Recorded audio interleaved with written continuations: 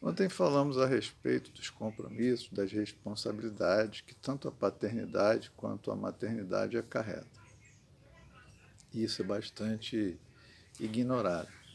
Mas no universo, de uma forma geral, assim como no direito, fica claro para nós que existe uma harmonia perfeita. E essa harmonia perfeita se traduz por a cada direito corresponde um dever, uma obrigação. A nossa Constituição brasileira, a última, estabeleceu um monstro em que ela cria direitos, mas ela não cria como contrapartida obrigações. Então, o que nós vemos na sociedade brasileira e nas pessoas de uma forma geral é dizendo: eu tenho direito, eu quero o meu direito, mas ninguém tem noção da importância de cumprir com o seu dever. O funcionário público, o administrador, o diretor, o gerente, o dono, o chefe, e ao contrário, o cidadão, né? O professor, aquele que atende numa repartição. Aliás, quando eu era criança, chamava-se o funcionário público de servidor público. Ele entendia que ele estava ali para servir ao público. Hoje ele é funcionário público e parece que ele não tem obrigação nenhuma, a não ser o direito de receber benefícios e salários. E ele trabalha do jeito que ele quer, quando ele quer. Esse é um monstro que foi criado pela Constituição, esta última, na medida em que, anteriormente, um empregado, um funcionário que entrava por concurso, ele tinha direito à estabilidade no emprego, não cabia a ele o direito de fazer greve. Ao passo que o indivíduo da iniciativa privada, se ele fizer greve, ele corre o risco de sofrer sanções, inclusive passível de demissão. Isso é um exemplo. A sociedade desaprendeu a respeito dessa balança perfeita da justiça, que é direito de um lado, obrigação do outro. Quando isso está bem colocado e medido, tudo funciona. Voltando ao nosso tema relevante do dia,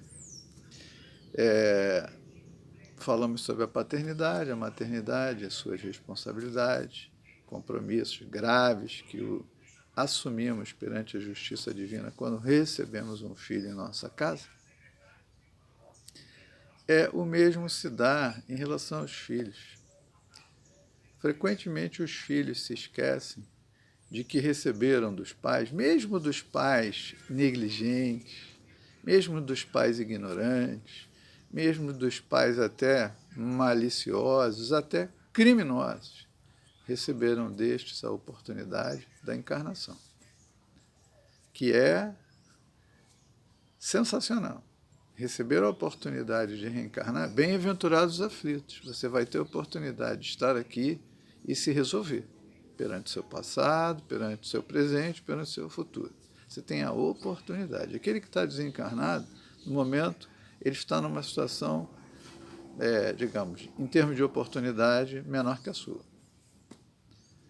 Então, os filhos muitas vezes recebem dos pais atenção, carinho, zelo, trato, sacrifícios enormes, às vezes uma família com poucos recursos, os pais se alimentam mal para beneficiar os filhos, fazem todo tipo de sacrifício, acordam de madrugada, vão para filas de hospital. Os filhos se esquecem de tudo isso com uma facilidade enorme. E o Emmanuel, ele nos lembra o seguinte, né? Quase sempre a mocidade sofre de estranhável esquecimento. Quando o indivíduo chega na adolescência ali, ou vai chegando perto dos 18, eu sou maior, eu faço o que eu quero, não sei, esquece tudo que acabou de receber durante todos aqueles 15, 20 anos. Esquece todo aquele esforço. Eu me lembro, trabalhava em certas comunidades, meus filhos, normalmente, eu não me preocupava muito com essa questão de roupas de marca, tênis de marca. Eles tinham o que era possível que a gente fornecesse.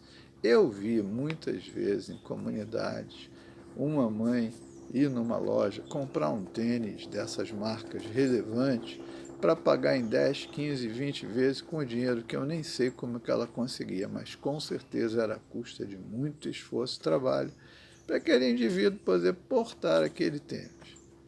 Então os filhos se esquecem, né, daquele esforço da mãe por amamentá-lo, aquela história que o pai sai 3, 4 horas da manhã, às vezes faminto, às vezes desesperado, porque não tem todos os recursos para fazer frente aos compromissos, e vai para a luta, pega 2, 3 ônibus, dorme mal, na volta mais 2, 3 horas, ou seja, quando chega numa certa idade, 50 anos, parece que tem 70, 80 anos, pelo desgaste que aquela vida difícil trouxe para aquele pai. Mesmo aqueles que têm recursos, ou através da instrução, em uma condição financeira melhor, também não é fácil arcar com todos os compromissos de criar um filho. Hoje, num mundo tão competitivo, em que a criança tem que, além digamos, dos fundamentos da escola, que no geral é péssima, para prover instrução, os professores atuam muito mais como militantes do que como professores, se preocupam com bobagem ao invés de ensinar matemática e português. Geografia, história, química, física, biologia, ciências, né? Matemática avançada, isso é que vai fazer com que o indivíduo lá na frente possa ter uma vida tranquila, porque ele tem uma base escolar forte. Não, ficar se discutindo ideologia de gêneros e sexo e bobagens que não tem nada a ver com o processo de instrução. Os pais, né, mesmo esses, têm dificuldade, no geral, por todo esse esquema montado. Mas, no que tange a ingratidão dos filhos, né, o esquecimento, como diz aqui o Emmanuel, ele diz assim, o indivíduo estima criar rumos caprichosos, desdenhando sagradas experiências de quem a precedeu no desdobramento das realizações terrestres. Quer dizer, às vezes o pai, a mãe diz, olha só, eu já passei por isso, esse caminho aí vai te levar à dor, ao sofrimento. Eu faço o que eu quero.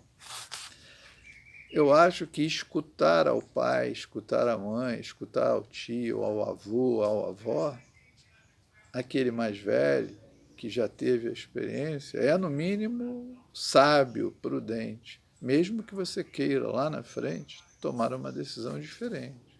Mas você escutou uma opinião, até porque ela vai lhe trazer o fruto das experiências agradáveis e desagradáveis. Olha, isso aqui deu certo, isso aqui não deu. Aqui eu fui e fui feliz. Naquele outro lado eu fui e acabei, de alguma forma, me machucando porque foi uma má escolha. Então, ouvir aos pais é fundamental. E aí o Emmanuel diz assim, esses que caminham nesse sentido, né, voltam mais tarde em desânimo ao ponto de partida, quando o sofrimento ou a madureza dos anos lhe restauram a compreensão. Quer dizer, precisa pastar, sofrer, quebrar a cara para depois voltar e dizer assim, arrego, por favor me ajuda, eu estou desesperado, só fiz bobagem. É isso que acontece. Emmanuel nos lembra assim, os filhos estão marcados por divinos deveres junto daqueles aos quais foram confiados pelo Senhor. É indispensável prestar obediência dentro do Espírito do Cristo, porque semelhante atitude é justa. O Evangelho segundo o Espiritismo lembra o seguinte, não é para dar ao pai aquele quarto lá nos fundos da casa e improvisar uma situação para ele da pior qualidade, não. É para dar ele o melhor. Foi assim que eles nos criaram, nos dando o melhor que eles tinham de recursos materiais, emocionais, financeiros, espirituais, né, intelectuais. Nós não temos que dar aos nossos pais um mais ou menos, ou aquele para quebrar um galho, para disfarçar. Não é isso. O Evangelho segundo o Espiritismo diz o seguinte, que inclusive aqueles pais que foram negligentes, foram por ignorância, por desconhecimento, por ainda uma viciosidade, de alguma forma aquele indivíduo ainda é atrasado, espírito, eu falo espírito, não importa. Não cabe pagar ingratidão com ingratidão, abandono com abandono. É ao contrário, é para aonde existe o mal, praticar o bem. É fazer ao contrário, é dar a outra face. O Evangelho segundo o Espiritismo diz o seguinte, que nós precisamos suprir aos nossos pais, aos nossos avós, inclusive as futilidades, uns recursos para ele se sentir livre. Nós esquecemos de tudo isso como filhos, né? Então, ele conclui assim, ó, não nos esqueçamos de que o filho descuidado, ocioso ou perverso é o pai inconsciente de amanhã e o homem inferior que não fruirá a felicidade doméstica. Por quê? Porque o filho que não preza o pai, a mãe, o avô, a avó, ele, na verdade, não valoriza a família. Ele é um egoísta. Ele é um egoísta. Ele e ela, né? Estamos falando aqui do gênero humano. Pensemos a respeito, né? Se por um lado temos direitos, a todo direito para que a equação seja perfeita, para que a balança fique equilibrada e não gere desarmonia, desajuste, doença, injustiça, né? Sofrimento, dor, a todo direito corresponde uma obrigação. Quando as duas coisas funcionam, ela fica em equilíbrio, tudo flui de acordo com os desígnios e a estrutura das leis divinas. É isso que as pessoas esquecem. Muita paz.